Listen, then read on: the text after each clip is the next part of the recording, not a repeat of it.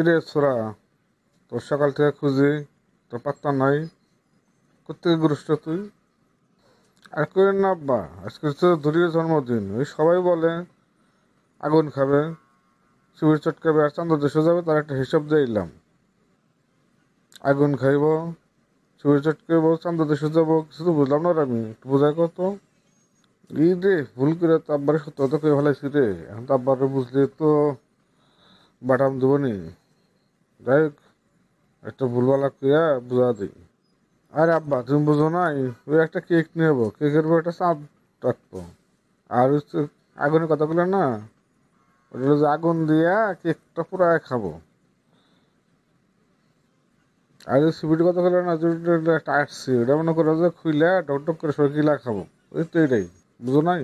এই তো হয়ে গেলো, যে এইগুলোরই একটু হিসাব নিকাশ দিয়ে এলাম, সন্ধ্যার সময় আবার যাওয়া লাগবো। সোজা কথা কইলি তো, যে তোরা কেক আনছোস, কেক খাবি, এত বলা বলা কথা বলার দরকার কি? ওই হয়েছে, এবার তুমি কো আমার কি জন্য খুঁজতেছো, তাড়াতাড়ি কো। শোন, প্রতি বছর তো আমি নিজের একটা জাকাত দেই, এইবার তোর হাত দিয়ে আমি গরিব দুঃখী মানুষের জাকাত দেবো, বুঝছো? এই জন্য তোর খুঁজতেছি। ও তাহলে জাকাত দিবে, এই জন্য ডাকতেছো আমারে, তাহলে চলো যাই। তারপর কজনের জাকাত দিবে, কজনের লিস্ট করছো? দেখে লিস্ট গুলো কত শুনি একটু। এই মনে কর, উত্তর পাড়ার একজন, দক্ষিণ পাড়ার দুইজন আর পশ্চিম পাড়ার একজন, এই মোট চারজন। আব্বা, এটা তো মানে কি শুনাইলে, এর সাথে না গরিবেরাই জাকাত বেশি দেয়।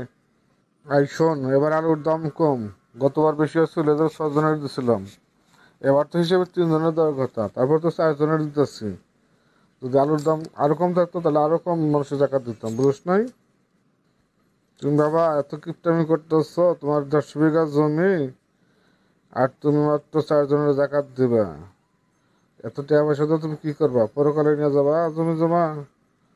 পরকালে নিয়ে আসতে বাদ দাও, ইহকালে মানুষের একটু বেশি করে জাকাত দাও, যাতে গরিব দুঃখী মানুষ খায়া বাঁচতে পারে। আরে টাকা পয়সা তো তোর জন্য জোটাইতেছি আমি কি আর না কব্বর নিয়ে যাবো, না তো তোর জন্য রেখে যাবো, আর তুই এগুলা বসে বসে খাবি। আমার জন্য জড়ো করে লাভ নাই। তুমি যে কব্বরে যাবা না, তখন তোমার এই যে ধন সম্পদ যা আছে সব কিন্তু সাপ দিচ্ছে, তখন কিন্তু কবরে কামড়াবো, তখন কিন্তু এই ধন সম্পদ কোনো কাজে আসবে না। কাজেই জনগণের, গরিব মানুষের কিছু দিয়ে যাও, যাতে তোমার পরকালে গিয়া এগুলো কাজে লাগে, বুঝছো বাবা?